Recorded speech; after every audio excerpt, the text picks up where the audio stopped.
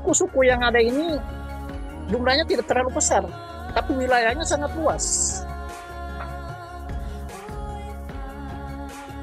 Yang mengherankan lagi, setiap suku itu punya tatanan tersendiri, punya budaya sendiri, punya masyarakat hukum adat sendiri, punya bahasa sendiri, padahal berdempetan satu dengan yang lain. Contoh kecil, orang Wotu. Saya garis bawahi tentang kata lu itu sebenarnya berasal dari mana?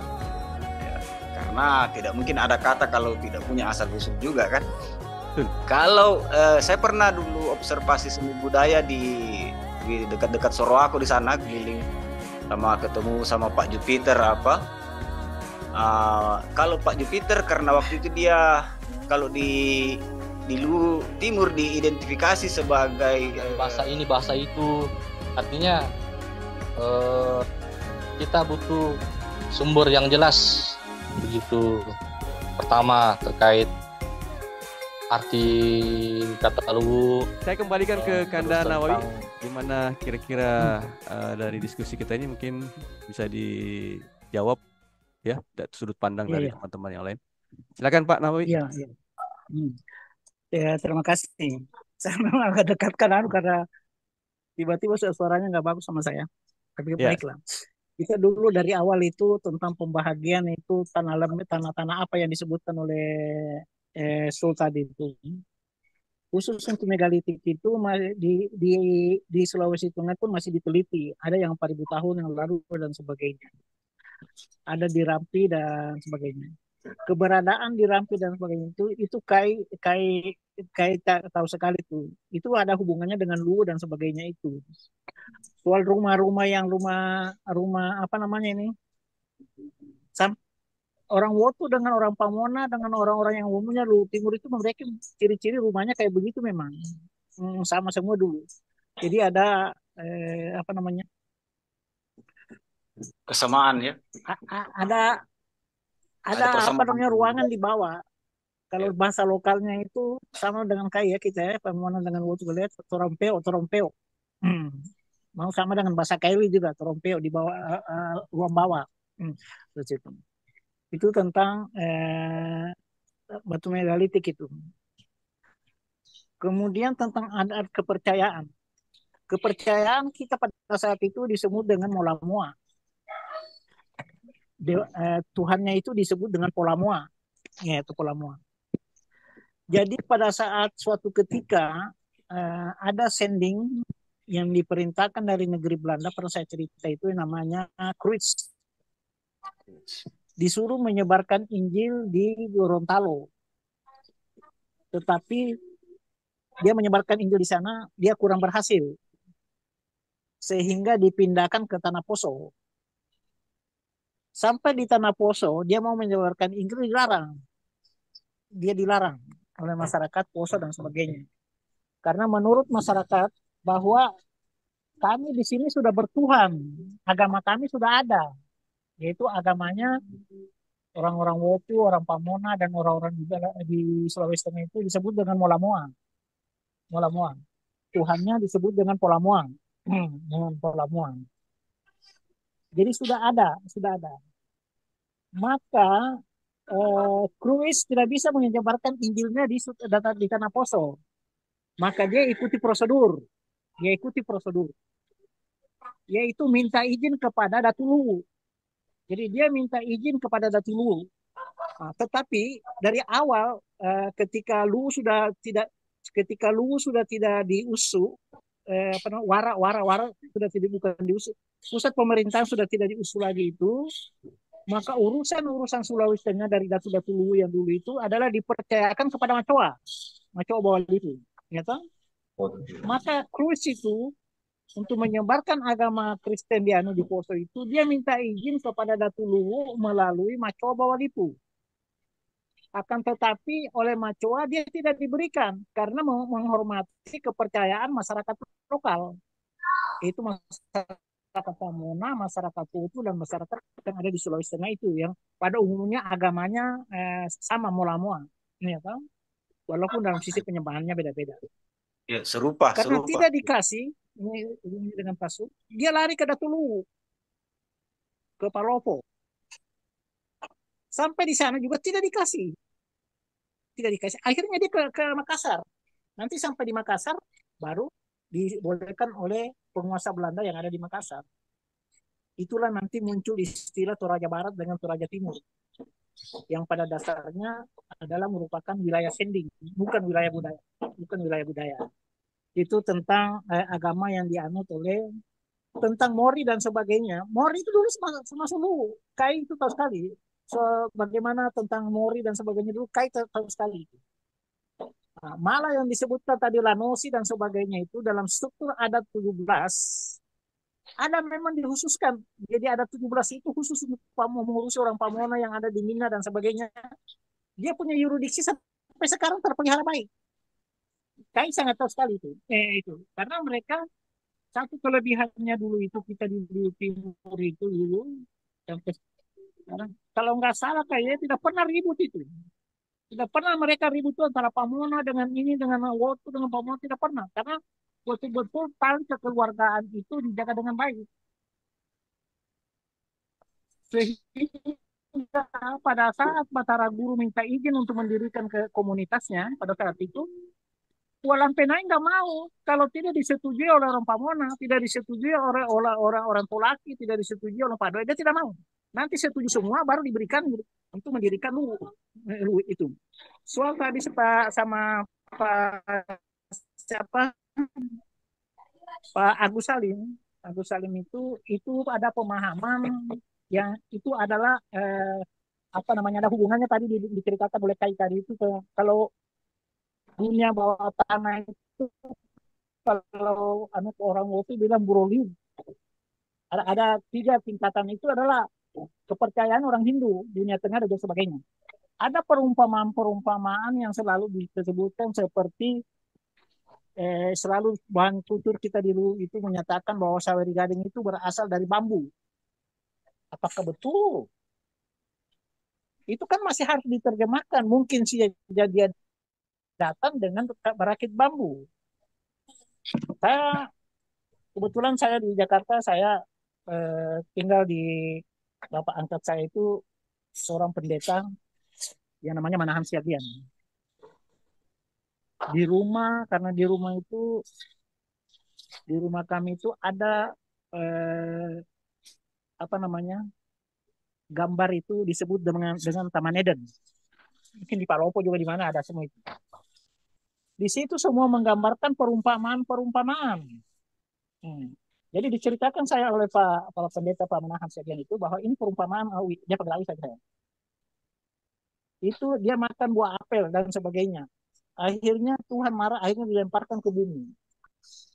Saya tanya, kenapa bapak buah apel? Karena itu digambarkan sebagai menggauli Hawa, akhirnya dilarang dan sebagainya. Itu perumpamaan-perumpamaan.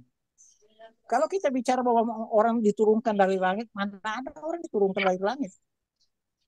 Nabi-nabi saja tidak ada turun dari langit, ya kan? Ya. Muhammad lahir dengan normal, Isa lahir dengan normal walaupun tidak memiliki ayah dan sebagainya. Penyebutan turun dari langit dan sebagainya itu hanya perumpamaan saja. Jadi hanya perumpamaan. Jadi tidak ada hubungan yang satu dengan yang lain. Jadi apa yang diceritakan kayak tadi itu dan sebagainya ini juga menjadi polemik. Kalau menurut cerita tentang Luwu itu, orang dari Salumaoge itu lari ke Poso, akhirnya sampai ke Ampana dan sebagainya. Dan itu kan juga Pamona itu terbagi suku Bare, ada macam-macamnya, ya kan? Sama dengan ketika berdirinya Kedatuan Luwu itu, beberapa suku itu semuanya diwakili hanya satu suku. Seumpamanya suku Padoe. Macoa Kuala Lampenai menanyakan Padoe. Pamona juga hanya satu. Tapi sekarang kan muncul lagi berapa suku-suku muncul suku-suku kecil dan sebagainya. Tapi itu yang ada perkembangan, mudah-mudahan bukan karena unsur politik kan. Jadi di situ. Jadi khusus untuk umpamanya Wotu itu batasnya kecil sekali. Kais tahu sekali tuh. Hanya selebihnya selebih Cerekang naik ke atas itu ke wilayahnya Padoe, wilayahnya Pamona dan sebagainya. Ada yang menarik itu bagaimana kekerabatan orang Luwu itu ketika ada DITI dulu ada kasus itu saudara-saudara kita yang dari gunung itu DIY itu ditempatkan pada masyarakat hukum adatnya orang Pamunan. Sampai sekarang itu orang Pamunan tidak macam-macam, dia tidak bilang harus selesai karena sudah aman dan sebagainya. Kampung itu disebut dengan apa namanya kayak Pakatan. Sebelum Monorojo itu ada namanya Pakatan. Di situ saudara-saudara kami orang orang Padoy ditempatkan dan sebagainya. Sama dengan pada saat saya bawa materi di Gedung Ontai, di Inko. Ketua KNPI pada saat itu menanyakan saya tentang bahwa orang Pemalili. Saya bilang orang Malili tidak ada, suku Malili itu tidak ada. Malili itu adalah yuridiksinya orang Padoe. Jadi pendatang semua di situ. Jadi Bugis, komunitas Bugis datang ke Luwu, Luwu pada situ melalui Malili. Itu pada abad ke-14. Nah, ini kan juga menarik untuk kita kaji. Ada yang menyebutkan bahwa Luwu itu Bugis tua dan sebagainya. Sejak kapan Bugis datang di Luwu? Padahal kan abad ke-14. Nah, Batara Guru datang di Luwu itu adalah pada abad ke-9. Sebelumnya abad ke-8 datang Raisaka dari Sriwijaya. Jadi mekanismenya kayak begitu. Batara Guru itu dengan di Luwu Purba, kita sebutnya Luwu Purba sebelum Luwu yang sekarang itu. Tua Lampenai itu sama dengan dia Macoba Walipu. Hanya dulu belum terstruktur bagus. Nanti terstruktur bagus menjadi Macoba Walipu ketika menjadi anak kaji menjadi raja, menjadi datu. Nah, sesudah itu orang Wotu itu tidak boleh lagi masuk ke istananya istananya Batara Guru. Dia sudah pisah secara total. Malah kawin-mawin pun dengan orangnya keturunan Batara Guru sudah dilarang. Itulah sebabnya ketika perkembangan lebih selanjutnya itu datang saudara kita orang Bugis itu kawin mami dengan keturunannya Batara Guru. Itulah menjadi raja datu. Jadi kalau sampai sekarang orang bilang banyak orang Bugis datu, memang kita tidak bisa ingkari. Karena memang mereka yang kawin mawin kan. Orang menjadi raja itu kan harus ada hubungan genealogis. Kalau secara umum harus dinyatakan bahwa dia harus putra mahkota. Walaupun suku dari mana, tetapi dia kawin dengan namanya itu dia putra mahkota, dia berhak aja. Kalau seumpamanya orangnya keturunan Batagu kawin dengan orang Bugis, dia punya anak terlepas dia orang Bugis dan terlepas dengan yang lain, dia berhak menjadi datu. Apakah dia orang Wotu, orang Pamona dan sebagainya, dia berhak menjadi datu. Hanya ketika sampai pada anak kaji, orang Wotu sudah tidak boleh sama sekali. Itu untuk sementara dari saya. Oke, makasih Kanda Nanawi ya. Jadi apa ya terkait nama asal dari kata Luwu ini ya dari diskusi kita ini ya. Ini saya bisa tangkap bahwa memang versi itu akan banyak ya. Karena kenapa bisa versi banyak? Karena di Luwu memang pada awalnya itu adalah komunitas yang memang oleh apa penjelasan Kanda Nawawi itu disebut komunitas Lu. Komunitas Lu di situ ada orang Topamona, Towotu, apalagi Topadoe ya, Tolaki, Tobajo. Jadi memang di di Luwu ini sudah hidup multi etnis ya. Itu tidak bisa kita pungkiri. Sehingga apa yang muncul dari fakta itu bahwa kata Luwu itu sendiri nanti pasti akan banyak versi ya dari sudut pandang orang suku-suku yang sudah ada, etnis-etnis yang sudah ada ya. Jadi itu hal yang lumrah. Jadi Luwu sendiri itu pasti kalau dari kacamata Pamona mungkin lain tadi disebut Loe Wuwu ya. Kalau dari versi Wotu mungkin Luwo ya yang artinya juga mirip-mirip ya. Kemudian dari versi bahasa Tai juga yang disebut tadi sama tadi ada tadi kita share dari sumber grup sejarah Tanah Luwu versi bahasa Tai ya. Itu juga ada Maluwo ya.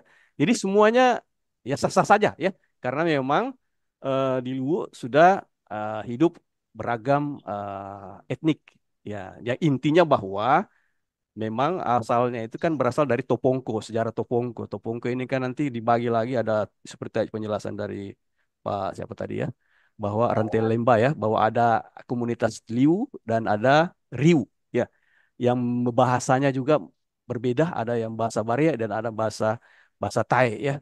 Jadi ini memang menarik sebenarnya memang dibahas tentang peradaban Lu karena memang ada banyak etnik yang ada di Lu awal. Tapi terkait dengan diskusi tentang apa bahwa Bugis adalah mengklaim banyak juga saya lihat di anu ya di diskusi-diskusi kita bahwa Luwin adalah Bugis. Ya, ini mungkin yang perlu kita luruskan ya bahwa masuknya juga Bugis itu menurut Pak Nawawi tadi itu di abad-abad 14 ya. Ya, jadi apa eh, akan mempengaruhi cara pandang kita melihat Luwu ini. Karena Luwu kelihatannya ini krisis identitas ya. Kita ini tidak tahu mau menjadi Bugis juga tidak, mau jadi Toraja juga tidak ya. Jadi kita ini hilang identitas. Nah, inilah apa diskusi-diskusi kita sebenarnya ini untuk mengeksplor, untuk menggali supaya kita bisa tahu identitas itu di mana, ya.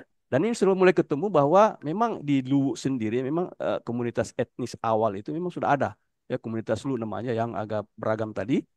Dan kalau menurut Pelras itu sesuai dengan penelitian juga dari buku The Bugis ya, bahwa eh, Luwu memang itu kalau dari sisi anu ya kerajaan ya kedatuan bahwa memang awalnya adalah kedatuan yang multi etnis, belum Bugis. Nanti di belakangan baru dia menjadi Bugis, ya. Seperti tadi di buku The Bugis itu. Mungkin masih ada yang ingin menambahkan atau bertanya? Siap Kak, sedikit, Ya, sedikit. silakan ya. Ya. Sedikit sekali. Nah, ini terkait Silakan. dengan salah satu cirinya Luwu, Kak. Siap. Itu pemimpinnya atau istilahnya pemimpin tertingginya itu disebut Datu. Ya. Nah, sementara di beberapa suku kalau berbicara global lagi yang ada persamaan linguistik dan kebudayaan dengan kita, yang kebanyakan orang-orang di luar sana sudah mengkelompokkan itu Austronesia, artinya Asia bagian Tenggara. Ya, Asia Selatan bagian Tenggara, entah seperti itulah wilayah Selatan Tenggara. Yang dia sebut sebagai Austronesia. Itu seperti di Filipina, seperti Moro itu suku Moro, itu pemimpin tertingginya Kak Datu juga, Kak. Datu. Jadi di sana ada beberapa suku di sana itu yang semua pemimpin tertingginya itu disebut Datu. Ya. Sebagai tambahan itu saja Kak. Oke, makasih informasinya. Jadi berarti ada memang ada hubungan gitu ya. Dari Siap, sisi ya, ada. Dari segi apa? budaya jelas. Betul, ya. Masih sama akarnya gitu. Oke, masih ada lagi yang menambahkan? Bagaimana Pak Lurah Tumpotika? Saya tambah dulu sedikit ya. Oke. Saya tambah dulu. Ya, silakan Pak Nawawi ya. Silakan Kanda Nawawi. Kita tadi kita tadi berbicara tentang komunitas-komunitas yang ada di di awal peradaban Luwu. Kita kan ini bicara awal peradaban Luwu, berarti ya. Luwu periode awal toh. Periode awal ya. Dari komunitas-komunitas yang ada di sana itu semuanya memiliki masyarakat hukum adat. Pengertian masyarakat hukum adat ada sekelompok orang yang hidup dalam satu tatanan, punya hak wilayah sendiri, punya pemimpin sendiri, punya bahasa sendiri dan sebagainya itu. Mereka semuanya berdiri tegak dengan masyarakat hukum adatnya, seperti orang Wotu. Pimpinannya disebut dengan Macoa. Orang Pamona ada lagi sebutannya di ini semua. Di antara suku-suku yang besar yang ada di Luwu Timur sebagai awal peradaban Luwu tadi itu, coba kita lihat. Ada Pamona, ada Wotu, ada Padoe, ada Tolaki, ada Tobajo. Kita mau lihat dari lokasi yang ada ini dan sebagainya ini, ada nggak suku lain yang tinggal di situ? Khusus untuk Bugis, ada nggak Bugis yang ada di situ? Yang punya masyarakat hukum adat? Kan kalau kita lihat, sementara kepercayaannya juga orang Luwu itu bahwa Batara Guru itu bukan Bugis. Bukan Bugis. Nah, kalau Batara Bugu orang-orang Bugis, maka pada abad ke-9 itu sudah kerajaan Bugis. Iya kan? Dan tidak ada komunitas Bugis yang ada tinggal di situ. Jadi kalau disebutkan Luwu adalah kerajaan Bugis tua kan terpertanyakan. Kan situ terpertanyakan kan? Tuanya di mana? Padahal sementara Kalau nggak salah abad ke-13 di Malangke, kalau nggak salah Bugis datang di Malangke dan sebagainya. Walaupun kita tahu seluruh pesisir Sulawesi Selatan itu Luwu itu ada tempatnya orang Bugis. Sama dengan seumpamanya kayak begini. Orang-orang di tanah Melayu Malaysia itu menyebut bahwa sultan-sultannya adalah itu berasal dari Bugis. Seperti Tun Rasat, yang lain-lain memang keturunan Bugis. Malah Tun Rasat dulu setelah melakukan penelitian, dia punya darahnya itu, dia datang ke Sulawesi Selatan. Ternyata dia berasal dari Goa. Dia berasal dari Goa. Jadi ternyata Daeng itu memang miliknya Makassar itu toh. Dia datang ke Makassar itu dikasih nama gelar Latata Ambarala dan Manesa. Itu kan, itu yang itu. Sultan Johor orang Bugis. Banyak di sana orang-orang Bugis dan sebagainya. Dan mereka mengaku adalah Bugis Malaysia semua.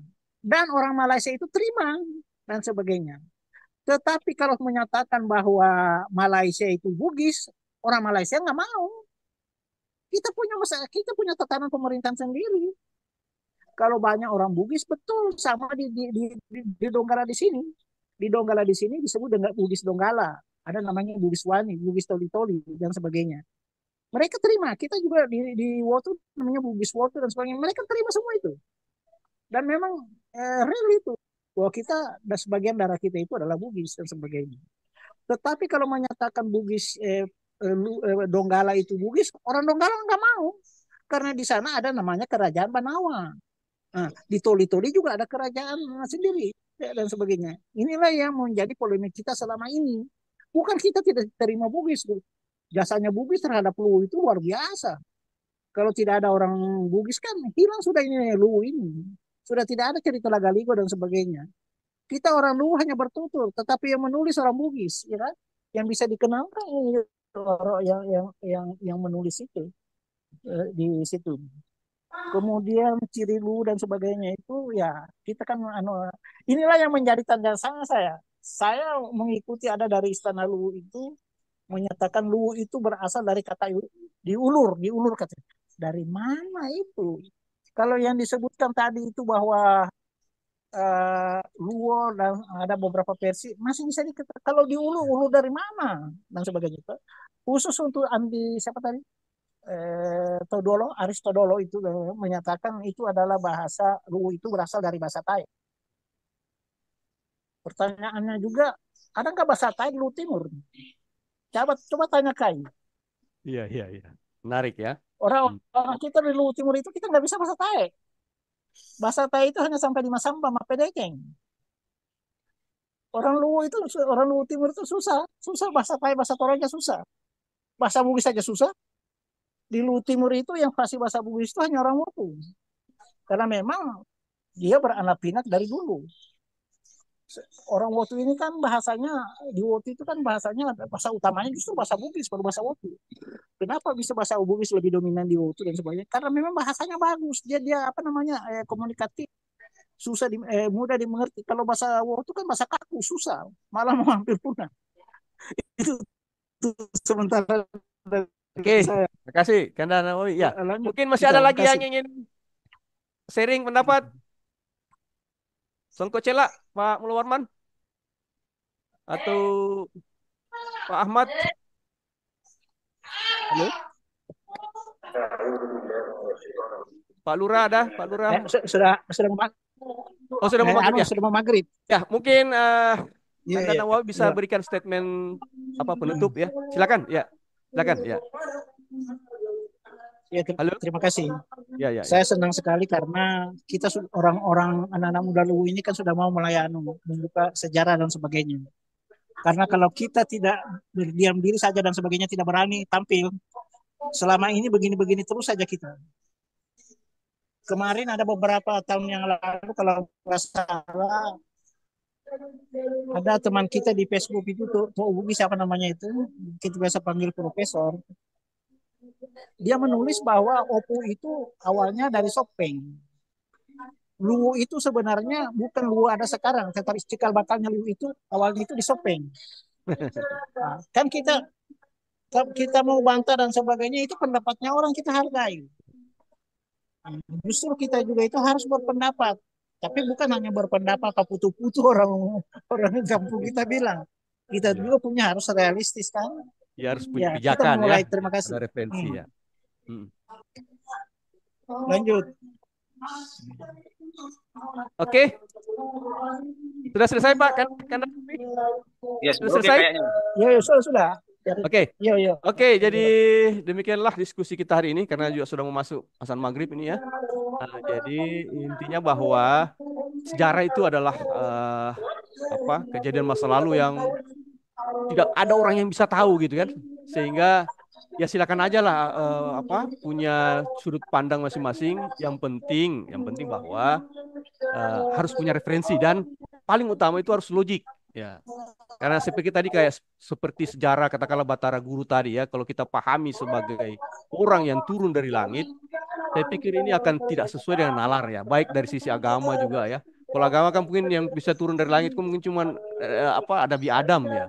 Tapi apakah Nabi Adam itu sama dengan Batara Guru? Belum tentu kan? Ya, jadi sangat beda ya. Jadi konsep-konsep sejarah yang banyak berbau mistis atau yang tidak tidak sesuai dengan nalar kita mungkin pelan-pelan lah kita tinggalkan lah ya. Jadi apalagi sekarang ini media informasi sudah lengkap ya. Jadi kita mungkin tinggal rajin aja membaca kemudian menulis ya. Sehingga nanti pengayaan kita tentang sejarah itu bisa lebih komplit ya. Sekarang tentang Lu ini ya silakanlah. Jadi ini versi Pak Nawawi tadi ya dengan Pak siapa tadi? Pak Ranti Lembah ya dan Pak Agus, Pak Sul ya. Baik, Jadi semuanya bisa baik, berbeda ya. baik. Ya. Jadi demikianlah mungkin sesi kita hari ini. Mudah-mudahan di sesi yang lain kita bisa bertemu lagi, berdiskusi lagi dengan tema-tema yang lebih mendalam ya. Mungkin temanya kita persempit supaya tidak terlalu luas karena kalau kayak tema hari ini mungkin agak meluas ya. Seperti tadi masukan dari Pak Rente Lembah. Jadi mungkin kita fokus saja ke tema-tema yang agak bisa lebih dalam gitu ya, sehingga tidak melebar ya. Itu mungkin sesi berikut. Oke, dengan ucapan Alhamdulillahirabbil alamin ya. Salam sehat semua. Semoga kita bisa dipertemukan di sesi berikut untuk diskusi-diskusi sejarah tentang Tanah Luwu ya. Oke, demikianlah diskusi kita. Wabillahi taufiq wal hidayah. Assalamualaikum warahmatullahi wabarakatuh.